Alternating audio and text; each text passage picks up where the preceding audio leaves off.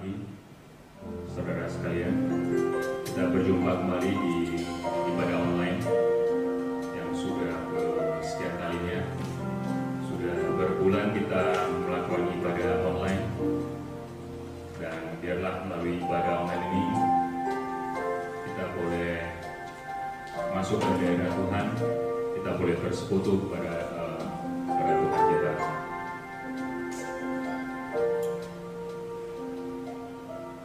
Mari kita mulai dengan doa. Bapa yang baik, kami bersyukur ya Bapa untuk keberadaan kami. Kami bersyukur untuk waktu-waktu yang sudah kami lalui bersama Engkau.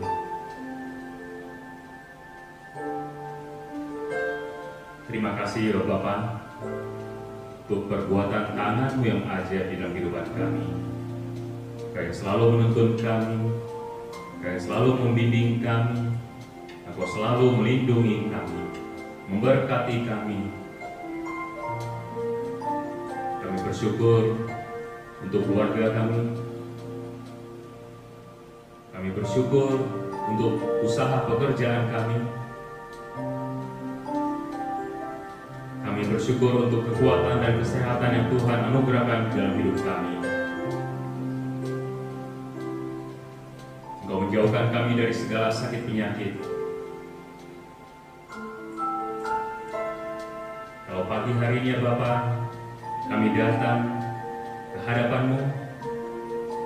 Kami tidak datang dengan tangan yang hampa, tetapi kami datang dengan puji-pujian dan penyembahan kami hanya kepada Engkau, Allah kami.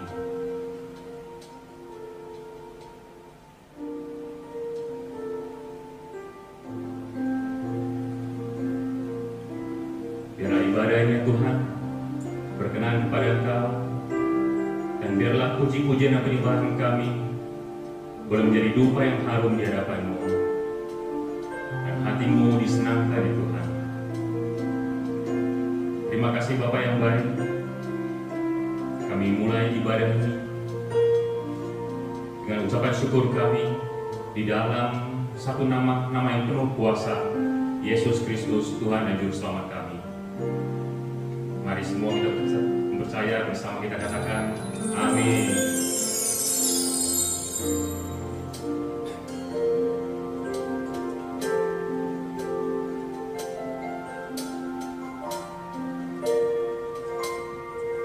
Sejauh timur dari barat, Engkau membuang dosaku. Tiada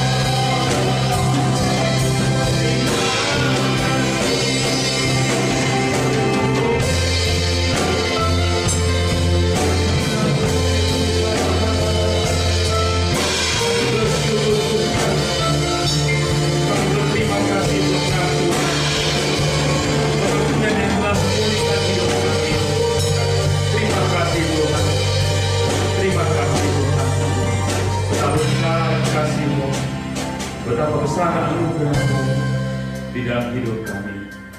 Terima kasih Tuhan. Terima kasih. Kami mau bersorak-sorak menyanyikan puji-pujian bagi-Mu ya Tuhan.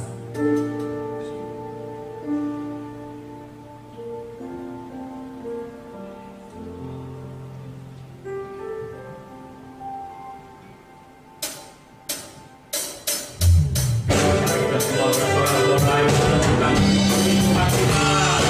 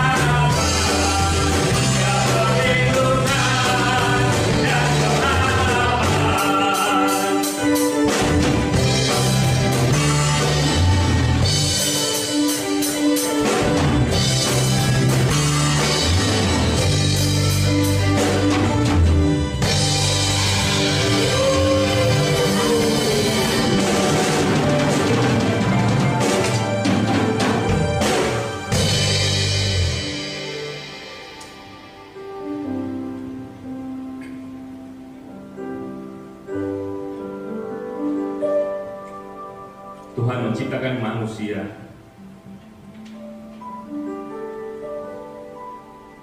supaya manusia boleh memuji dan memuliakan Tuhan. Tuhan menciptakan kita di dalam kemuliaan-Nya.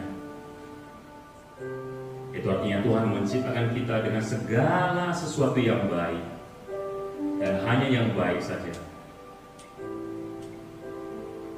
Itu sebabnya hidup kita sangat berarti di hadapan Tuhan.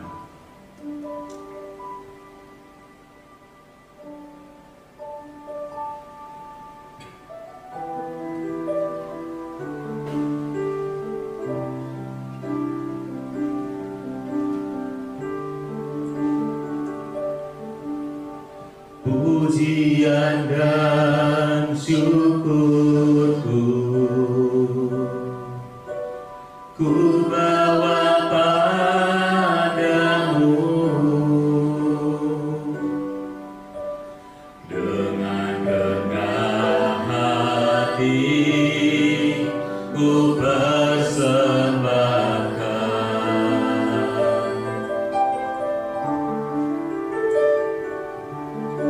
sadar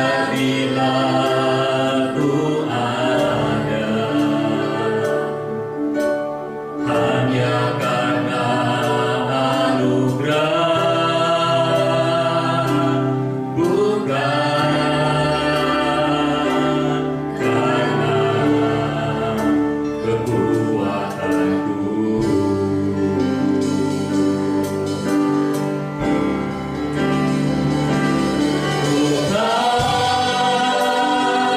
Hidupku adalah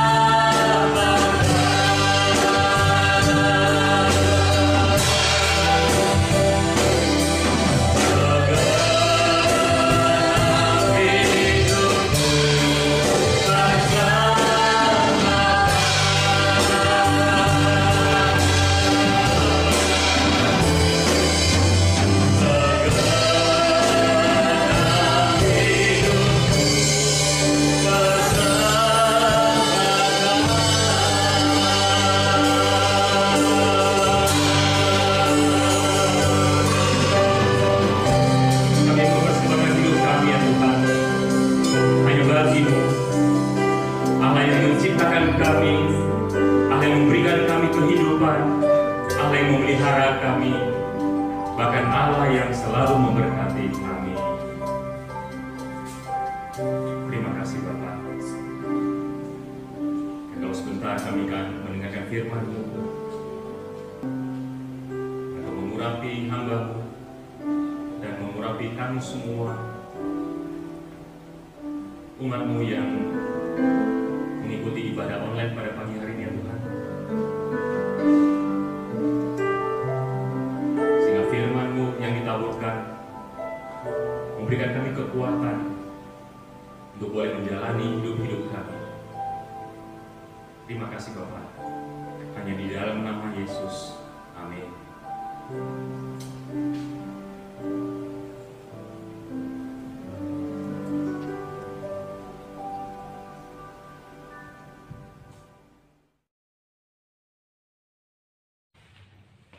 Shalom kepada jemaat GBI di Avia Cemara, Medan. Hancua, Yasu Jinjaho. Terima kasih kepada Ibu Gembala karena saya dapat kesempatan untuk boleh berbagi dengan saudara. Lama sekali saya nggak ke Medan. Jadi minta maaf, bahkan sampai Bapak Gembala dipanggil Tuhan pun saya nggak sempat ke sana. Ibu Gembala, Novi, hebat sekali hidupmu. Jangan merasa berat untuk menjadi gembala karena Tuhan yang panggil kalian berdua. Roh Kudus pasti menyanggupkan. Justru kalau Ibu Gembala merasa nggak sanggup, di situ Tuhan akan pakai lebih hebat. Karena maaf, kalau kita merasa sanggup melayani Tuhan, justru di situ hati-hati dan itu berbahaya. Jadi mulai hari ini bersyukur kepada Tuhan. Mungkin merasa berat, tapi ingat Matius 11 ayat 29-30. Bersama dengan Tuhan Yesus untuk memikul beban itu. Dan dia berkata, bebanku itu ringan, kuku itu enak. Maka walaupun sudah sendiri karena semua sudah dipanggil Tuhan, Yesus Tuhan Gembala Agung tidak akan membiarkan Ibu Gembala sendirian. Bersama dengan semua pelayan Tuhan di GBI Avia Cemara di Medan, saya bersyukur kepada Tuhan karena dapat kesempatan bersama dengan semua anak-anak Novi. Ibu Gembala punya anak yang hebat, mereka mendukung yang kuat sekali. Baik, kita mau belajar firman Tuhan.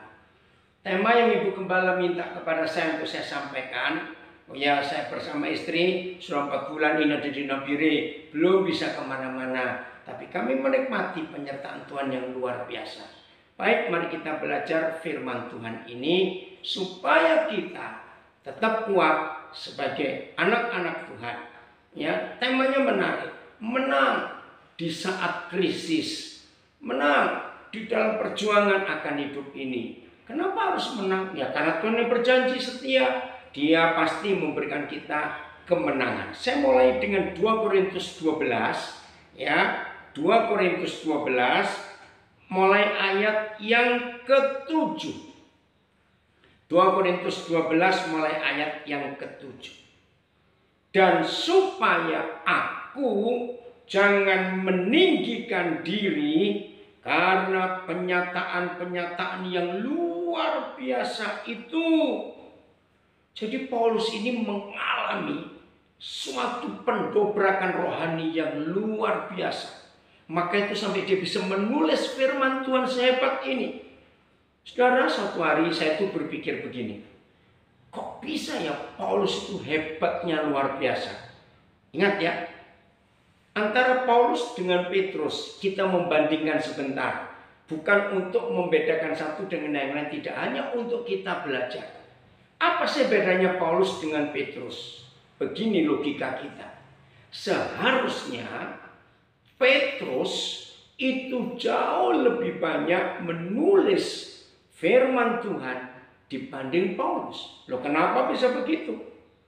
Petrus itu murid yang ikut Tuhan Yesus dari awal pelayanannya sampai Yesus Tuhan naik ke surga.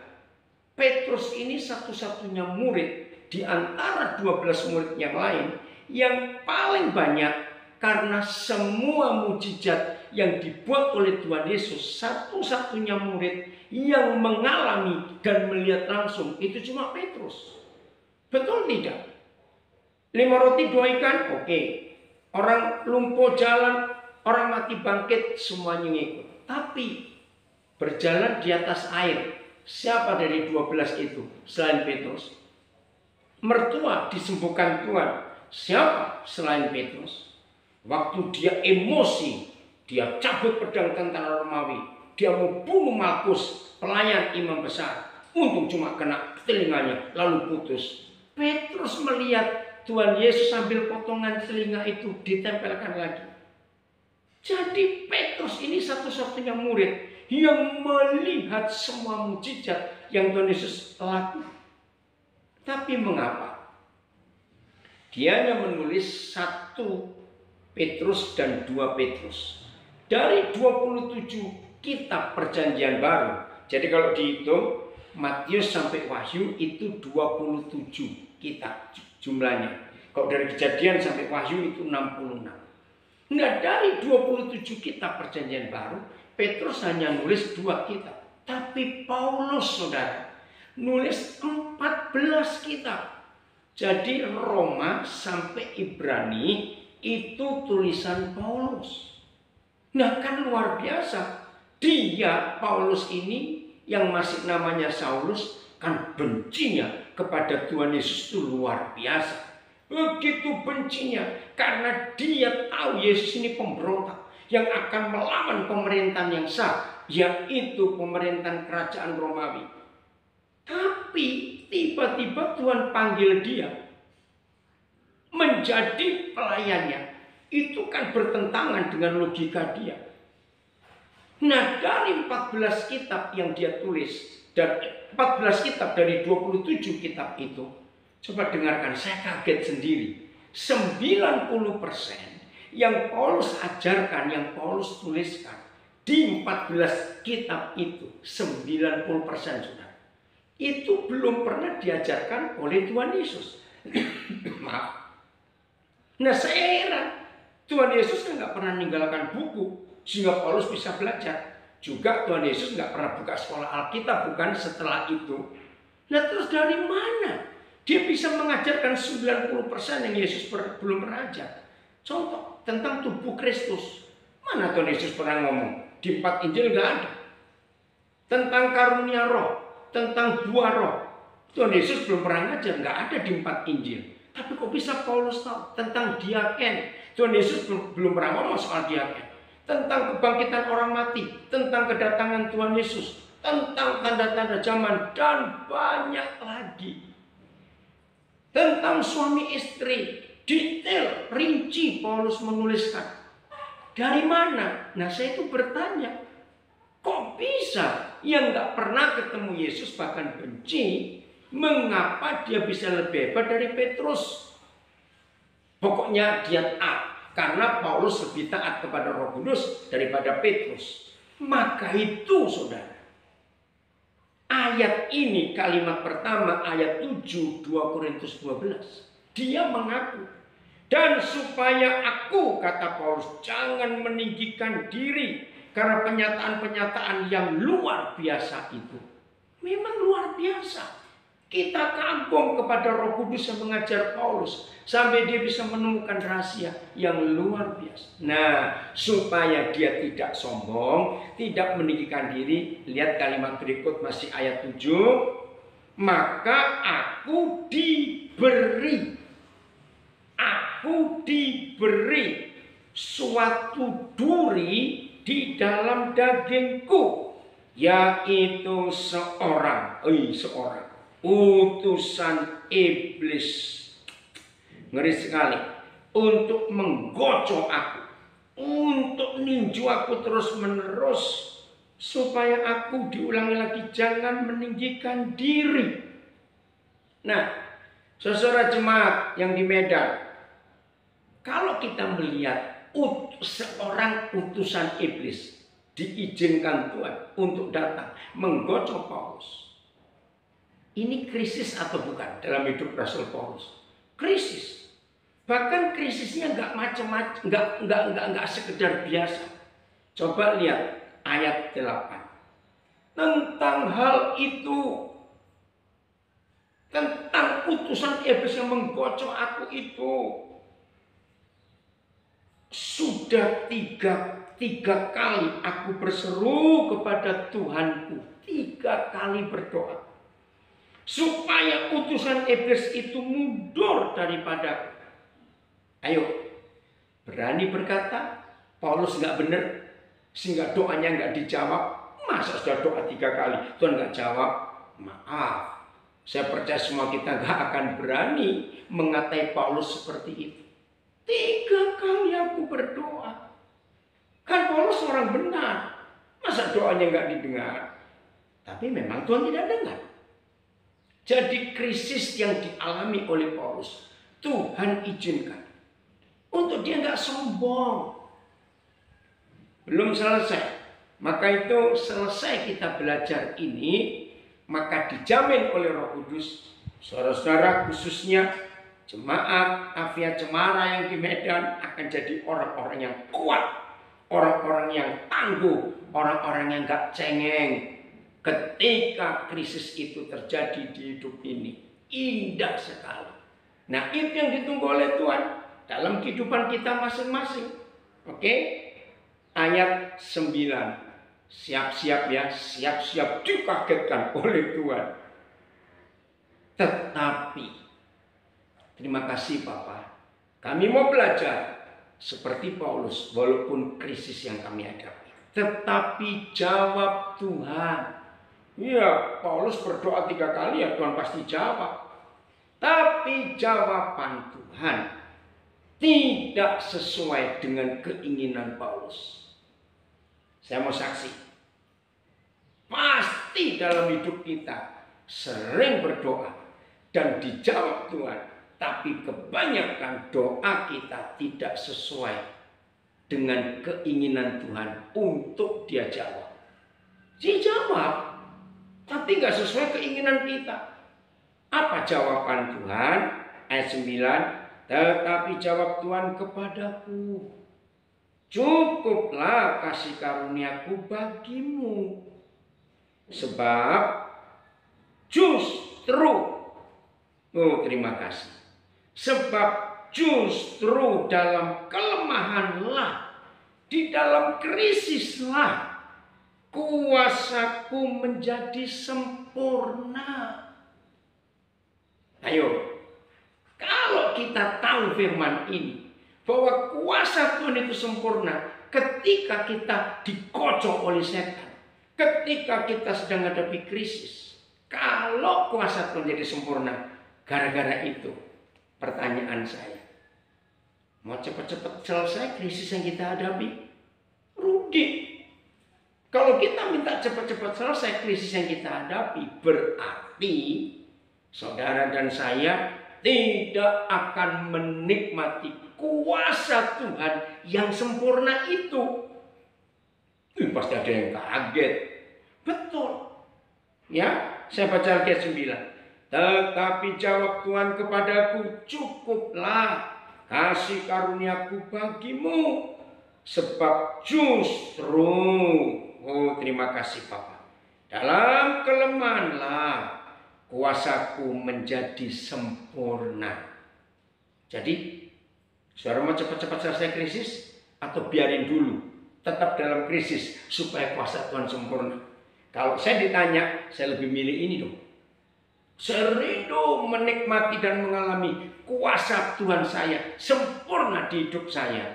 Justru di tengah krisis ada utusan iblis yang diutus Tuhan, diizinkan Tuhan. Memang gak enak kedengarannya saudara, tapi ini fakta. Belum selesai, ayat 10. Ya, ayat 9 belum selesai. Sebab itu, nah ini yang saya katakan tadi. Pada akhir pelajaran kita hari ini, maka saudara akan dibuat Tuhan bisa berkata seperti yang Paulus alami. Sebab itu terlebih suka. Sebab itu terlebih suka aku bermegah, aku bergembira, aku antusias. Dalam hal apa? Sebab itu terlebih suka aku bermegah atas kelemahanku, atas krisis yang aku hadapi. Aku gak berdaya, lebih suka. Kok aneh? Lebih suka kok begitu? Nah, inilah kebenaran. Inilah murid Yesus yang dewasa, yang siap nanti diajak memerintah bersama dengan Tuhan Yesus. Terus masih ayat 9, kalimat terakhir berkata begini. Ya, saya ulangi. Sebab itu terlebih aku suka, aku bermegah atas kelemahanku, supaya, saudara perhatikan, supaya kuasa Kristus turun menaungi aku. Hebat gak kalau begini keadaannya? Maka itu saudara nikmati krisis yang ada dalam hidup kita. Gak apa-apa. Lihat ini di masa COVID-19 ini. Aduh, dunia mengalami kegoncangan yang luar biasa. Saudara di Medan dekat dengan Singapura. Kalau dibanding kami dengan dari Jawa ke Singapura, bagi kami di Papua jauh. Lihat Singapura. Krisisnya dalam sekali. Kalau dipikir Indonesia masih lebih baik loh saudara. Karena kita masih punya sumber daya alam yang bisa. Jadi sesusah-susahnya kita masih bisa bercocok tanam. Kita bisa nanam ini, nanam itu, nanam sayur. Benihnya ada semua. Kalau dibanding Singapura, negara yang nggak punya sumber daya alam. Harapannya cuma 3, perbankan, perputaran ekonomi karena turis. Sekarang turis habis, aduh betapa ngeri. Lihat Changi yang sudah 4 terminal, yang begitu luar biasa, saya nggak bisa bayangkan. Berat sosok kita di Singapura. Maka itu di sini kita belajar apa yang kita bisa harapkan dari dunia yang bisa berubah dengan tiba-tiba. Terpujilah Yesus Tuhan yang tidak pernah berubah dari dahulu, kemarin, hari ini, sampai selama-lamanya. Amin. Wah, itu harapan kita. Maka itu tinggal dalam firman, saudara. Tinggal dalam firman. Jadi saudara yakin, berani berkata seperti Paulus, terlebih aku suka tinggal dalam kelemahanku, supaya kuasa Kristus turun menaungi aku. Ayat 10 begini. Karena itu, nah perhatikan, karena itu, wah jadi Paulus memproklamirkan dirinya. Karena itu, aku senang dan rela. Ngerti nggak dua kata ini? Senang dan rela di dalam kelemahan, di dalam siksaan, di dalam kesukaran, di dalam penganiayaan. Belum selesai. Dan di dalam kesesatan. Saya ulangi ya. Siap nikmati krisis dan percaya bisa menang? Percaya, ada contohnya, ada jaminannya. Dikatakan, karena itu aku senang dan rela di dalam kelemahan. 1, di dalam siksaan. 2, di dalam kesukaran. 3, di dalam penganiayaan. 4, dan kesesakan oleh karena Kristus. Sebab jika aku lemah, haleluya, maka aku kuat. Saudara perhatikan ini, luar biasa. Maaf saudara dengar suara ayam, ya kami di Nabire itu masih alam tempatnya itu, nggak ada bangunan-bangunan tinggi, nikmat sekali, indah. Oke ya, nah jadi siap mengalami krisis, karena ini pernyataannya yang luar biasa. Sebab jika aku lemah, maka aku kuat. Kok bisa seperti itu? Inilah hukum surga yang luar biasa. Oke, saya masih mau baca lagi tentang Paulus. 2 Korintus 4. Ya, 2 Korintus 4. Mulai ayat yang ke-8. Mudah-mudahan gak ada yang takut mendengar firman hari ini. Gak usah takut. Ya, 2 Korintus 4 ayat 8. Dalam segala hal kami ditindas. Berarti nggak ada satupun keadaan hidup yang nggak ngalami tindasan. Dalam segala hal kami ditindas. Saudara, di masa COVID-19 ini, yang susah bukan cuma orang miskin. Orang-orang kaya juga susah. Sekarang orang yang punya hotel, aduh, yang punya tempat-tempat hiburan. Waduh, saudara. Pengusaha-pengusaha besar, aduh. Semua pemimpin, pemilik perusahaan gak akan sampai hati mem-PHK karyawan. Tapi bagaimana? Jadi yang susah di masa COVID-19 ini gak cuma orang miskin. Orang-orang kaya pun susah. Maka itu ayat ini cocok untuk kita nikmati. Lagi sekali 2 Korintus 4 ayat 8. Dalam segala hal kami ditindas. Segala hal. Namun luar biasa. Tidak terjepit. Terus. Kami habis akal. Aduh nggak tahu lah, jalan buntu. Mau ngapain juga nggak tahu. Kami habis akal. Namun, terima kasih Bapak. Tidak putus asa. Ayat 9. Kami dianiaya. Namun tidak ditinggalkan sendirian. Kami dihempaskan, dibanting saudara. Namun tidak binasa. Jadi begini saudara-saudara. Apapun yang menekan kita, apapun yang menghimpit kita, apapun yang menyesakkan hidup kita, selalu ada kata namun, tapi, selalu sebaliknya. Maka itu ayat 8 ayat 9 2 Korintus 4 ini harus jadi pegangan kita di masa krisis ini. Ada Papa yang baik, ada Tuhan yang setia. Dia pasti menjaga, menolong kita. Percayalah, nggak akan sampai kita mati kelaparan. Karena burung-burung di udara dia pelihara, apalagi kita. Nanti kita akan lihat apa tujuan krisis ini diizinkan Tuhan terjadi di hidup kita. Apa tujuannya? Ayat 10. Ya, perhatikan ada satu kata yang nggak enak sekali. Kami senantiasa. Ayat 10 ya, 2 Korintus 4. Apa itu kata senantiasa?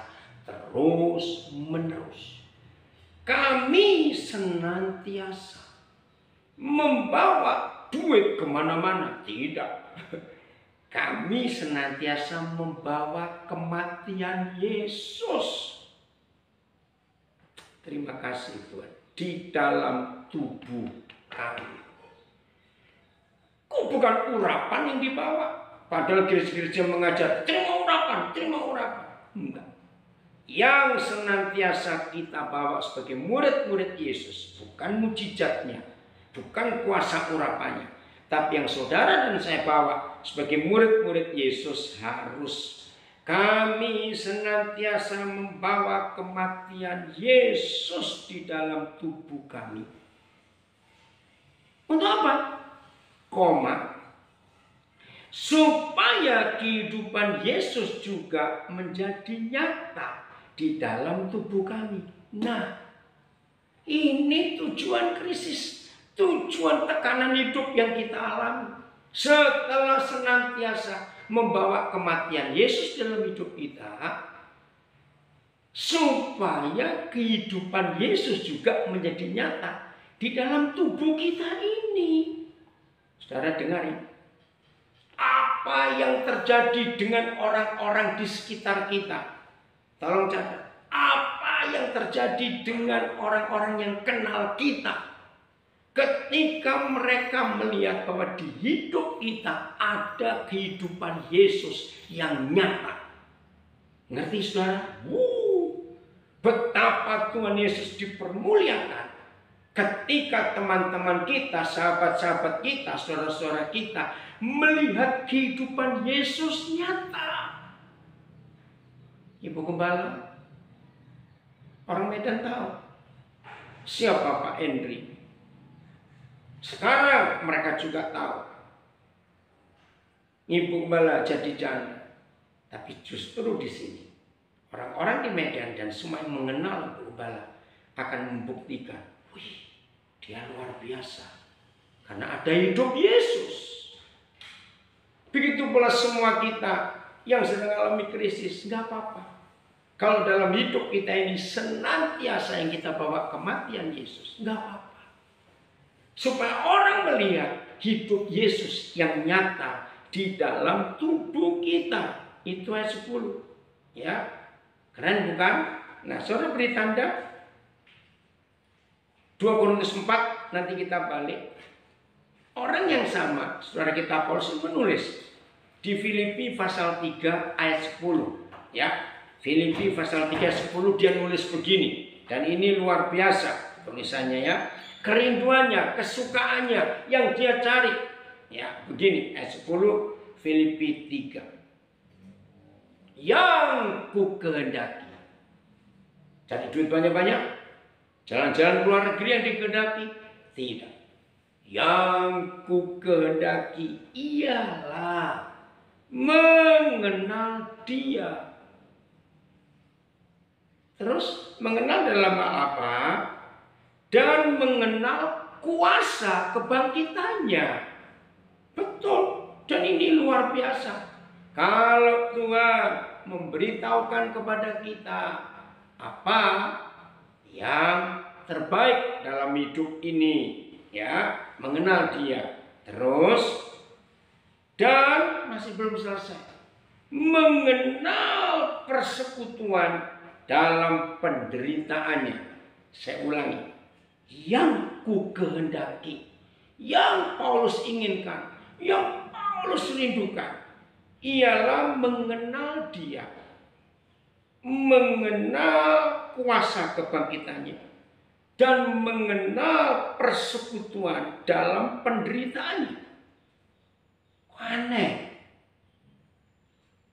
Saudara, jadi dengan kata lain, Paulus itu nggak takut dengan krisis. Rasul Paulus nggak takut dengan masalah.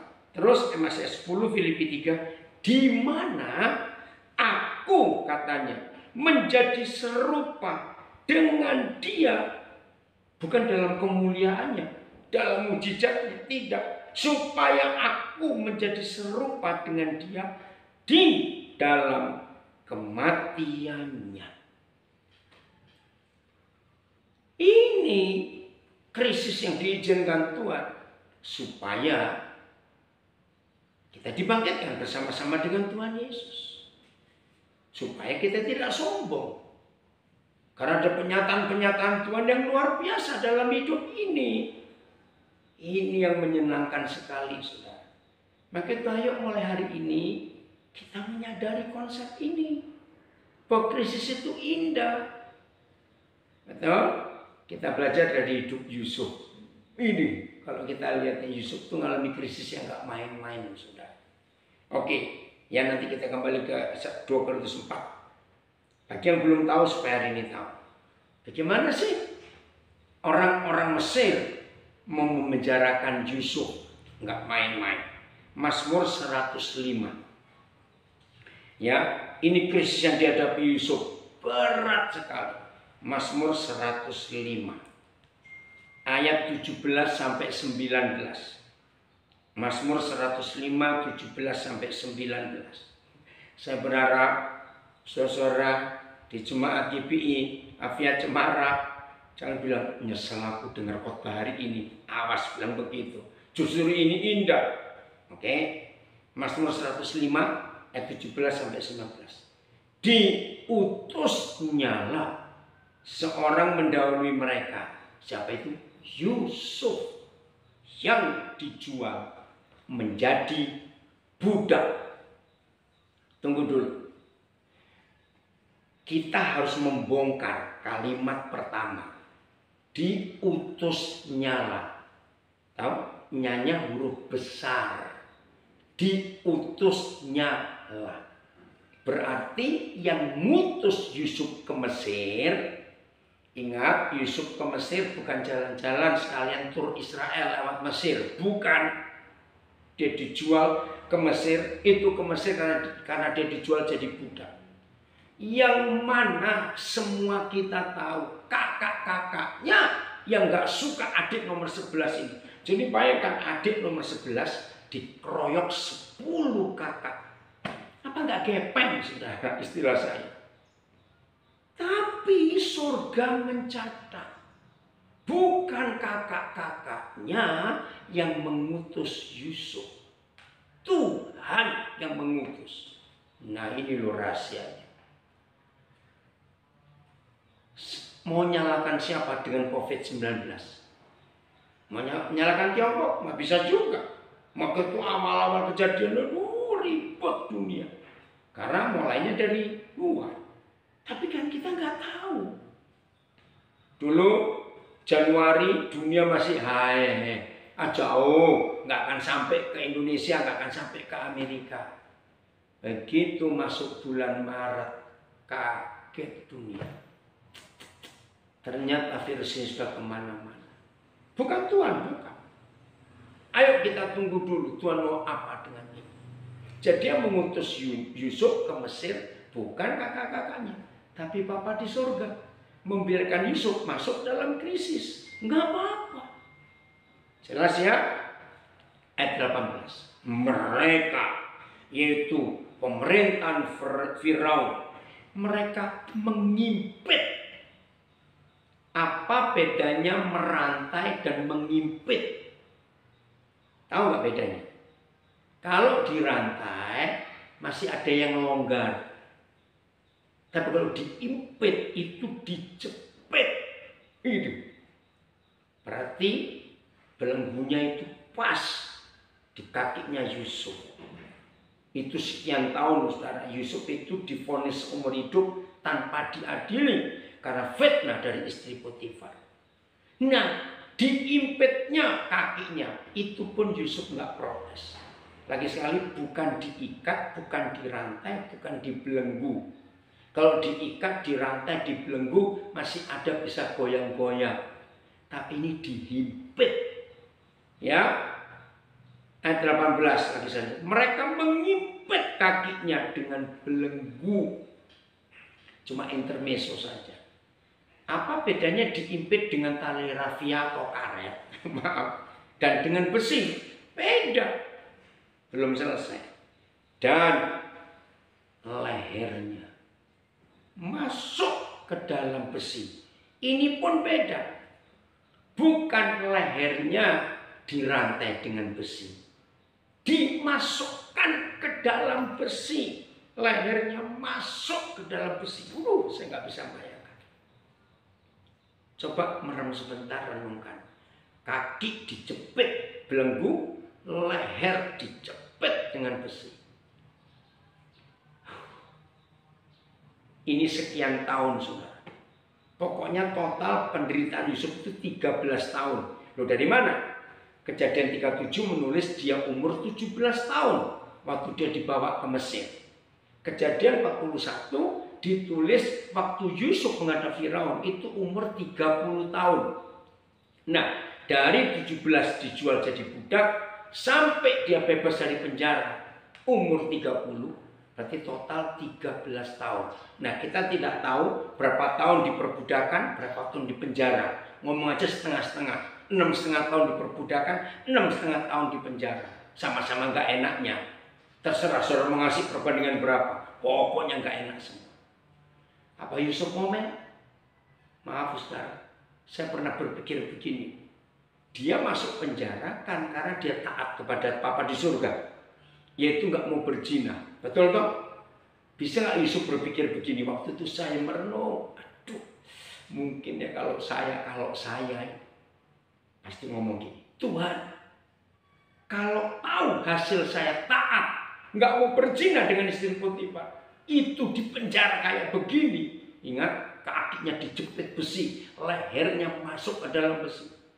Tuhan, kalau aku tahu hasil ketaatanku seperti ini, lebih baik aku berzina dengan istri Potifar. Maaf, saudara, maaf. Karena ini penderitaan yang luar biasa. Krisis yang ngeri. Ayo jujur. Bisa nggak Yusuf berkata seperti itu kalau Yusuf itu kita-kita ini? Renungkan. Tapi dia tidak. Sama sekali dia nggak ada benci kepada istri Potifar. Sama sekali dia nggak ada benci kepada kakak-kakaknya. Enggak. Berarti Yusuf menikmati krisis itu. Yusuf menikmati ketidakadilan itu. Yusuf menikmati penderitaan itu. Kok dinikmati? Iya. Terus ayat 19. Nah, ini dia.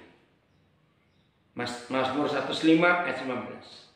Sampai Ada batasnya.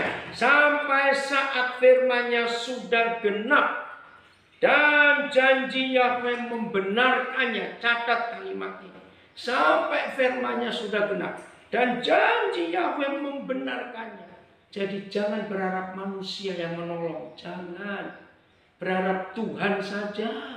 Di dalam masa yang sulit seperti ini. Tunggu sampai saatnya. Sampai saat firman-Nya sudah genap dan janji Papa membenarkannya. Itu luar biasa. Oke. Kita lihat sekarang bagaimana model penjaranya Yusuf. Kejadian 41. Kejadian 41 ya. Ini kalau saya hitung-hitung sudah lebih dari 10 tahun ya, mungkin saya nggak ke Medan ini, maafkan saya. Ya nanti coba diatur waktunya. Kalau sudah bebas bisa kemana-mana lagi. Ya, Kejadian 41 ayat 14. Saudara lihat firman ini bagaimana modelnya Yusuf di penjara. Tadi kita tahu kakinya dijepit besi, lehernya masuk ke dalam besi. Kejadian 41 ayat 14. Begini tertulis. Kemudian Firaun menyuruh memanggil Yusuf. Segeralah Yusuf dikeluarkan dari tutupan. Bukan sekedar penjara, tutupan. Ada apa itu? Begini. Setelah dikeluarkan dari tutupan, Yusuf bercukur dan berganti pakaian. Lalu pergi menghadap Firaun. Saudara, waktu saya belajar sejarah Mesir di zaman itu, ternyata Mesir zaman Yusuf hidup itu punya 4 model penjara yang berbeda. Satu penjara. Jadi ada 4 dinding seperti yang kita lihat di Indonesia, di mana-mana 4 dinding, lalu ada tahanan di dalamnya. Masih bisa bebas putar-putar di antara 4 dinding. Yang kedua itu sel. Nah, Indonesia pun ada sel. Jadi sudah di dalam penjara 4 dinding, masih dikunci di kamar kecil. Namanya sel. Orangnya lebih nggak bisa bebas lagi. Yang ketiga itu tutupan. Saya nggak tahu bahasa Mandarinya, bahasa Hokkien-nya, bisa lihat Alkitab saudara. Yang bahasa Mandarin, bahasa Hokkien. Tutupan itu penjara di bawah tanah. Bentuknya seperti sumur. Jadi yang ditahan di tutupan ini berdiri, saudara. Nggak bisa bayangkan. Yang keempat itu dibuang. Nah, Musa kena yang keempat. Karena dia cucu raja. Jadi opanya Firaun nggak sampai hati memenjarakan cucunya ini. Buang saja ke padang gurun. Kalau fisiknya kuat, dia selamat. Kalau enggak, mati kering di padang gurun. Tuhan punya rencana untuk Musa. Sehingga ketika dia dibuang di padang gurun, dia bertemu dengan imam dari Midian namanya Zitro. Saya tahu kisah itu. Jadi yang paling sengsara dari 4 macam penjara Mesir itu kena kepada Yusuf yang ketiga. Maaf ya saudara, jangan merasa gitu, awas. Maka itu kenapa ditulis di Kejadian 41 ayat 14, begitu Firaun panggil Yusuf, Yusuf cukur, ganti pakaian. Begini ceritanya. Semua narapidana yang dipenjara di dalam tutupan, maaf, tidur, berak, mandi, makan, minum, kencing. Mandi sih nggak mungkin. Itu dilakukan sambil berdiri. Jadi jongkok saja nggak bisa karena tutupan. Itu penjara bawah tanah. Nggak ada sinar matahari. Bisa bayangkan beceknya di bawah kena kotoran dan kencingnya sendiri dulu. Saya nggak bisa bayangkan. Krisisnya Yusuf itu berat. Tapi dia nggak ngomel. Dia nggak maki-maki pada istri Potifar. Dia nggak menyalahkan kakak-kakaknya. Tidak. Maka itu tadi firman-Nya. Sampai firman-Nya sudah genap. Dan janji Yahweh Tuhan membenarkannya. Oh, terima kasih. Ada waktunya. Krisis ini lewat. Tapi nikmati dulu. Karena kita sedang belajar. Jelas ya saudara. Maka itu bercukur dan ganti pakaian. Berarti rambut Yusuf sudah panjang gak karu-karuan. Sekian banyak tahun. Dan bajunya, baunya luar biasa. Jelas ya. dibandingkan? Yang Paulus alami tadi dan yang Yusuf alami? Ayo jujur, mana lebih berat, kita atau mereka? Awas bila ada orang di Medan, aku lebih berat. Masa? Maaf. Kita belum apa-apa. Kalau mengalami krisis seperti ini, Paulus dan Yusuf itu luar biasa. Nah, bagaimana caranya kita menang terhadap krisis? Paulus menulis, nanti Yusuf pun mengalami hal yang sama. Nanti kita kembali ke kitab Kejadian ya. Sekarang kita lihat Paulus dulu. Roma 8. Dia berkata begini, saudara. Ini imannya, ini pengharapannya. Maka itu ayo semua kita pun mengalami hal yang sama. Roma pasal 8 ya, ayat yang Roma pasal 8 ayat yang ke-18. Roma 8 ayat 18. Sebab aku yakin bahwa penderitaan zaman sekarang ini tidak dapat dibandingkan dengan kemuliaan yang akan dinyatakan kepada kita. Saya ulangi Roma 8 ayat 18. Sebab aku yakin bahwa penderitaan zaman sekarang ini tidak dapat dibandingkan dengan kemuliaan yang akan dinyatakan kepada kita. Boleh nggak saya ganti begini? Sebab aku yakin bahwa krisis sekarang ini di masa COVID-19 ini tidak dapat dibandingkan kalau kita lulus dalam ujian krisis ini. Nggak dapat dibandingkan dengan kemuliaan yang akan dinyatakan kepada kita. Nggak sebanding.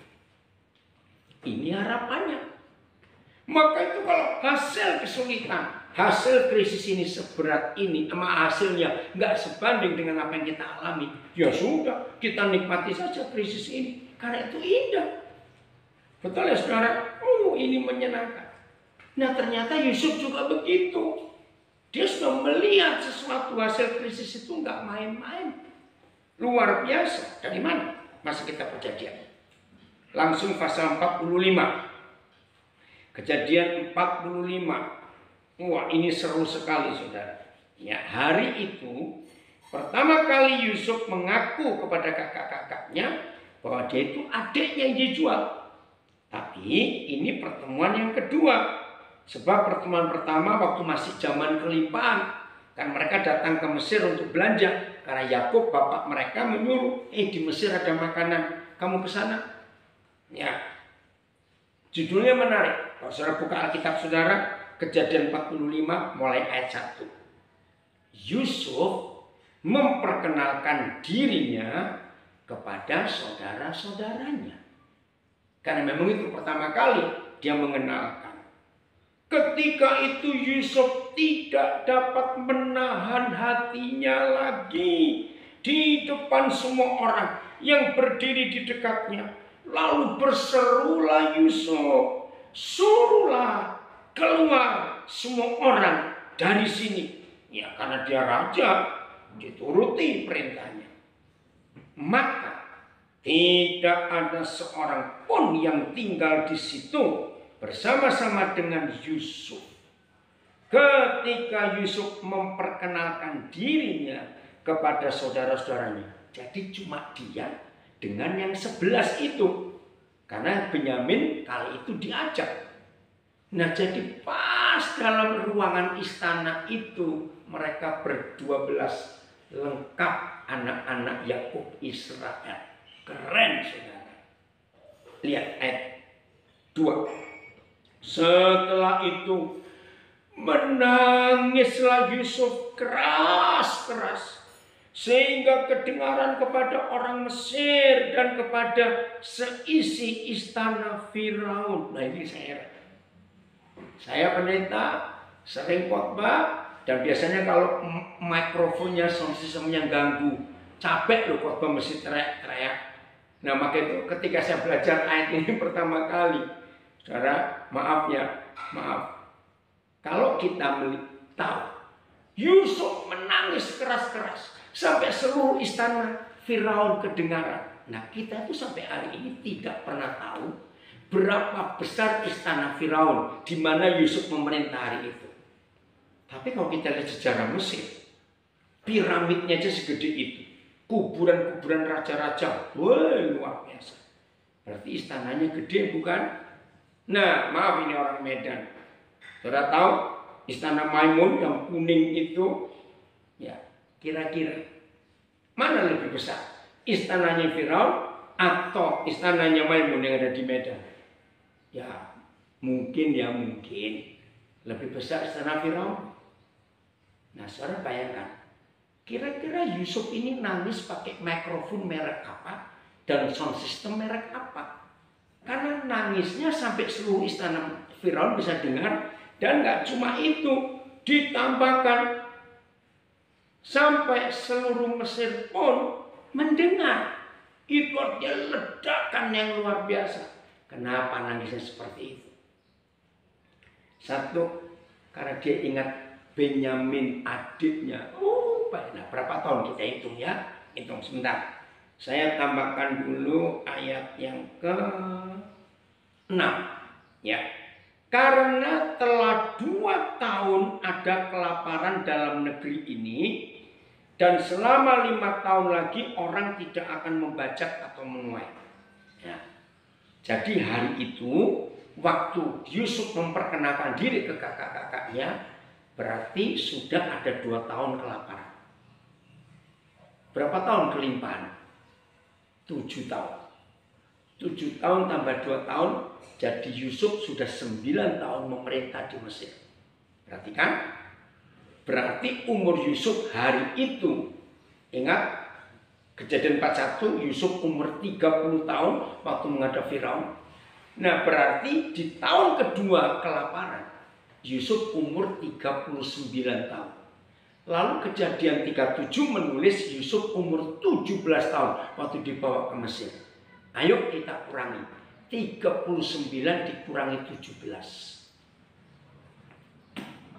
Ngerti? 22 tahun. Ingat, zaman itu nggak ada WhatsApp, nggak ada SMS, nggak ada telepon. Ngerti nggak maksud saya? 22 tahun nggak ketemu, nggak ada berita tentang adiknya, tentang papanya. Maka itu ketika Yusuf pertama kali ketemu dengan mereka dan memperkenalkan diri, wajar nggak? Meledak tangisannya, meledak. Wih, kenceng sekali. Jelas ya? Nah, seharusnya jujur, kalau Yusuf model kita bertemu 10 orang yang memfitnah, menyemplungkan ke sumur, yang menjual jadi budak, lalu sampai menderita hidupnya. Ayo jujur, kalau Yusuf model kita pasti ngomong ini, kesempatan. Ini orang-orang yang menyiksa aku sampai aku seperti ini. Maaf, kira-kira kalau kita, dan kalau itu terjadi, nggak mungkin nangis sampai sekenceng itu. Pasti mukanya merah. Ini mereka. Maaf saudara, saya cuma cerita. Tapi nggak begitu dengan Yusuf. Nangis kenceng-kenceng. Ayat 3. Masih Yesaya, Kejadian 45. Lalu kata Yusuf kepada saudara-saudaranya itu, waduh saudara, maka itu kuasa pengampunan itu dahsyat. Dan Yusuf berkata kepada saudara-saudaranya, akulah Yusuf. Enggak marah. Enggak bilang, hei kamu tahu enggak aku ini siapa? Enggak. Akulah Yusuf. Nadanya itu nada memelas, orang Jawa bilang. Nada yang hancur hati. Akulah Yusuf.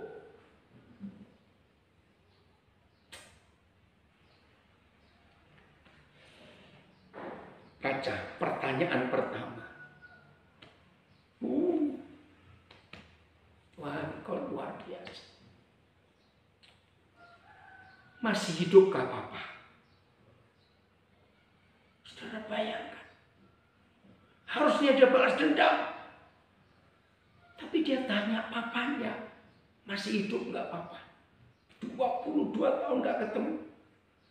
Dan masih ingat dia itu anak emas, anak kesayangan. Tapi difitnah Yusuf, anakmu itu mati. Ini loh buktinya, bajunya dicapek-capek dengan beruang binatang buas sekejap. Masih hidup gak apa-apa.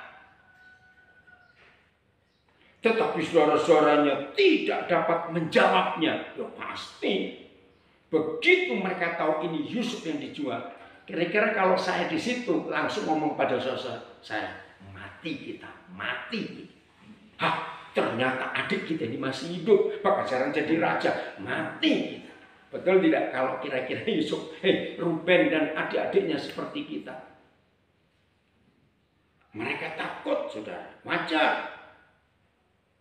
Tetapi saudara-saudaranya tidak dapat menjawabnya, sebab mereka takut dan gemetar menghadapi dia. Lalu kata Yusuf, dia ngomong lagi ayat 4. Lalu kata Yusuf kepada saudara-saudaranya, marilah dekat-dekat.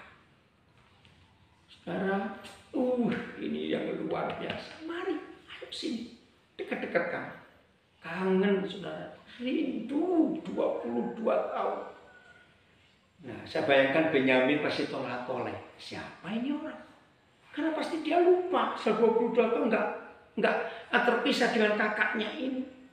Pasti dia bingung, kenapa ini, kenapa itu. Saudara, kita melihat ini luar biasa. Ya, masih ayat 4. Maka mendekatlah mereka. Sudah dekat ya? Katanya lagi, ngomong lagi Yusuf, akulah Yusuf saudaramu. Perhatikan pernyataan Yusuf ini di ayat 4. Akulah Yusuf saudaramu yang kamu jual ke Mesir.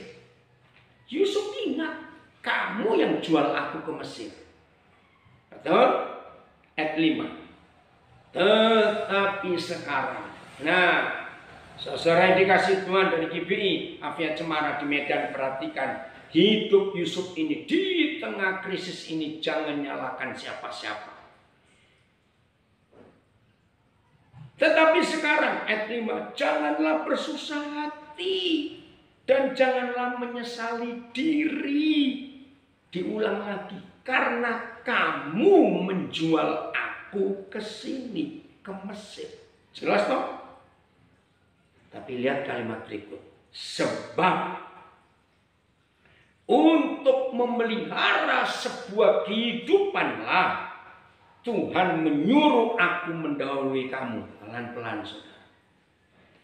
Krisis yang dialami Yusuf itu enggak main-main. Di penjara seperti itu, tutupan, kaki dicepit besi, leher masuk ke dalam besi.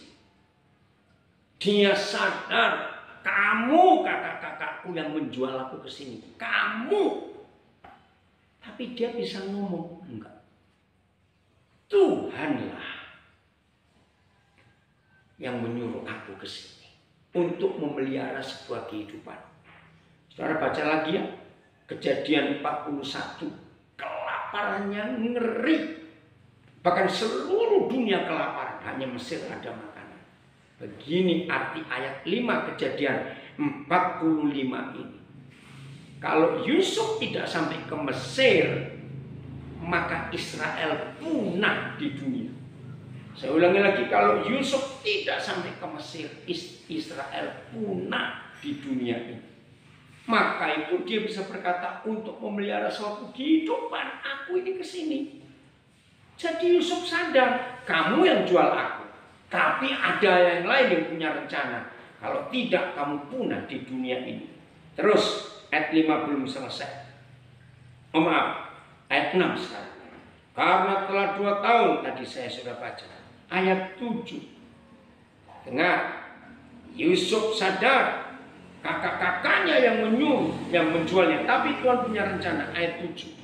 Maka Tuhan telah menyuruh aku mendahului kamu. Ini akal dari mana? Jelas-jelas kakak-kakaknya yang memfitnah dan menjual Yusuf. Tapi Yusuf bisa berkata, enggak, Kak. Tuhan yang menyuruh aku mendahului kamu. Diulangi lagi.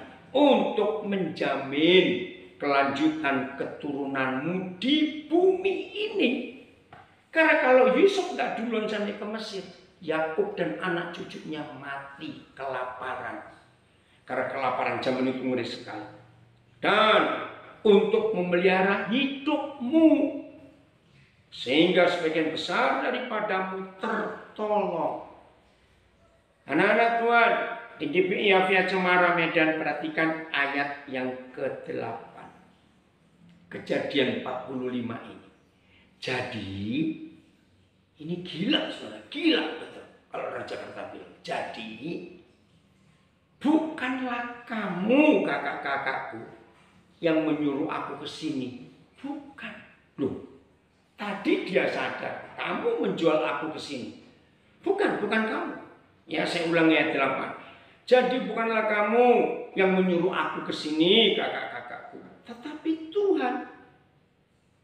Dialah yang telah menempatkan aku sebagai papa bagi Firaun, sebagai tuan atas seluruh istananya, dan sebagai kuasa atas seluruh tanah Mesir. Luar biasa. Pada akhirnya saudara, inilah satu-satunya pribadi di seluruh Alkitab yang mewakili Bapa, Putra, dan Roh Kudus.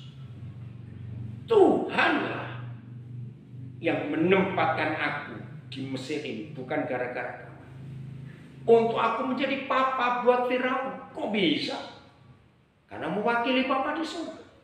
Dan menjadi tuan atas seluruh istananya.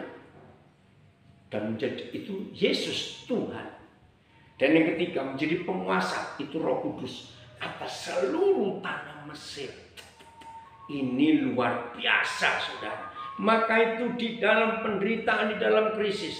Tadi kalau Paulus bisa berkata, penderitaan ringan yang sekarang kita alami, itu nggak sebanding dengan kemuliaan yang akan kita terima nanti.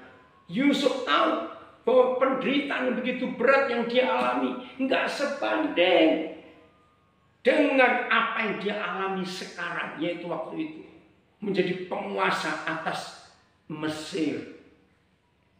Luar biasa. Nah, sekarang setelah kita tahu di balik krisis ada kemuliaan yang lebih hebat daripada krisis itu sendiri. Saya pakai kalimat ini. Kira-kira kalau krisis sudah selesai dan saudara menerima kemuliaan yang luar biasa, kangen nggak? Rindu nggak pada si krisis? Kalau saya rindu, saya kangen. Maka itu setelah kemuliaan dinyatakan, saya berharap kapan ada krisis yang berikut. Haleluya. Ini Yusuf. Maka itu nikmati krisis. Nah, pada akhirnya saudara, ada kalimat ini. Waktu saya mempelajari hidup Yusuf, ada kalimat ini. Tolong terjemahkan ke bahasa Hokkien, terjemahkan ke bahasa Mandarin, atau ke bahasa Batak. Saudara ada di Medan. Kenapa sampai hari Yusuf mati dipanggil Tuhan? Yusuf tidak pernah punya catatan dosa, nggak ada daftar dosa.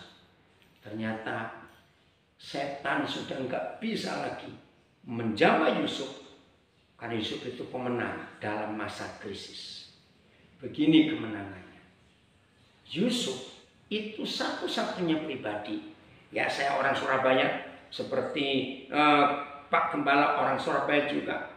Begini kalimat orang Surabaya kalau ngomong, ditekan. Yusuf itu menang. Yusuf bisa mengalahkan setan. Krisis buat Yusuf itu indah. Karena Yusuf punya kalimat begini. Nggak ada ayatnya ya, cuma saya temukan. Yusuf itu bisa menikmati semua ketidaknikmatan itu dengan senikmat-nikmatnya. Saya ulang. Yusuf itu bisa menikmati ketidaknikmatan itu dengan senikmat-nikmatnya. Maka itu kalau saudara dan saya bisa punya moto, punya prinsip hidup seperti Yusuf. Ayo mulai hari ini kita nikmati dengan senikmat-nikmatnya. Ketidaknikmatan itu pasti kuasa Tuhan, kemuliaan Tuhan akan nyata di hidup kita. Keren ya? Maka itu saya katakan dari awal tadi, setelah kita belajar ini, maka saudara dan saya akan kangen dengan krisis, akan ketagihan. Kok nggak ada lagi ya? Karena kita sudah terlatih. Ini luar biasa dalam hidup kita. Ibu Gembala dan semua tim pelayan, nikmati krisis. Tunggu, akan ada kemuliaan di balik ini semuanya. Kita akan dipakai Tuhan menjadi pemelihara banyak kehidupan. Lewat kita ada makanan jasmani, makanan surgawi yang keluar kita bagikan. Selamat menikmati krisis dan tunggulah pasti ada kemenangan dan kemuliaan Tuhan terbit. Tuhan Yesus memberkati kita semuanya ya. Sampai kita ketemu lagi. Mari kita berdoa. Bapa di surga, kami sudah dengar firman-Mu. Bagi beberapa kami firman ini baru. Ada yang kaget. Tapi ini firman. Maka kalau ada di antara kami yang mendengar firman ini, khususnya anak-anak-Mu di Jemaat Afia Cemara Medan, hari ini kami mau menerima krisis setidak enak apa, seberat apa. Karena kalau dibanding kemuliaan yang akan kami terima, krisis ini nggak ada artinya. Kalau Yusuf bisa menang, kami pun menang. Tuhan kuatkan Ibu Gembala, dia nggak merasa sendiri. Tuhan Yesus menjadi suami buat hidupnya. Tuhan Yesus menjadi papa buat anak-anaknya. Jemaat semua dikompakkan, sehati dalam pelayanan, dan Tuhan dipermuliakan. Dan lewat ini kami mau jadi berkat kepada saudara kami, teman-teman kami yang menghadapi krisis hari-hari ini, untuk mereka juga bisa berdiri teguh, tetap tegap, menang, karena Yesus Tuhan Immanuel menyertai kami. Apa yang sudah kami dengar dari firman-Mu, Roh Kudus menolong kami untuk kami bisa aplikasikan, bisa nyatakan dalam hidup kami. Ini doa kami, ini ucapan syukur kami, dalam nama Tuhan Yesus. Amin. Sampai ketemu. Tuhan Yesus memberkati kita semuanya.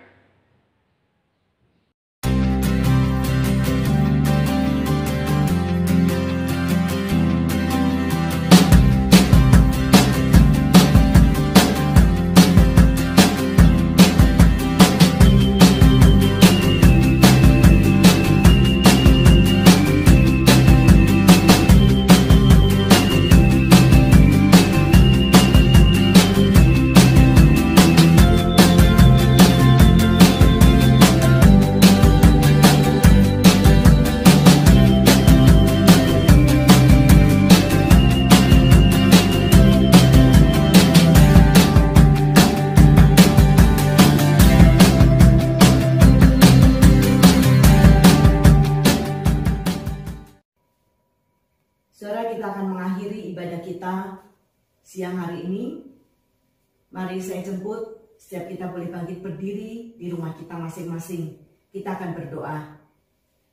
Tuhan, kami mengucap syukur dan berterima kasih untuk siang hari ini. Terima kasih untuk ibadah online kami, sekalipun kami di rumah kami masing-masing. Tapi kami percaya kuasa Tuhan, hadirat Tuhan, kemurahan dan kebaikan Tuhan tetap bersama dengan kami. Bersyukur untuk hamba-Mu, Pendeta Daniel Alexander yang Tuhan pakai untuk memberkati kami. Tuhan berkati hamba-Mu, berkati keluarganya, berkati pelayanannya. Dan kami mau menyerahkan juga Tuhan seluruh jemaat GBI Afia Cemara di dalam tangan kasih, kemurahan dan kebaikan Tuhan. Kami percaya Tuhan yang memelihara hidup mereka satu persatu. Tuhan yang menolong, Tuhan yang menghibur, Tuhan yang menguatkan. Terima kasih Bapa di surga. Dan sekarang saudara, mari kita angkat tangan kita. Kita mau menerima berkat yang Tuhan sediakan bagi setiap kita. Terimalah berkat kasih setia, kemurahan, kebaikan dari Allah Bapa, kasih setia Tuhan Yesus Kristus, dan persekutuan di dalam Roh Kudus yang akan menyertai kita dari sekarang, besok, dan sampai selama-lamanya, sampai Tuhan Yesus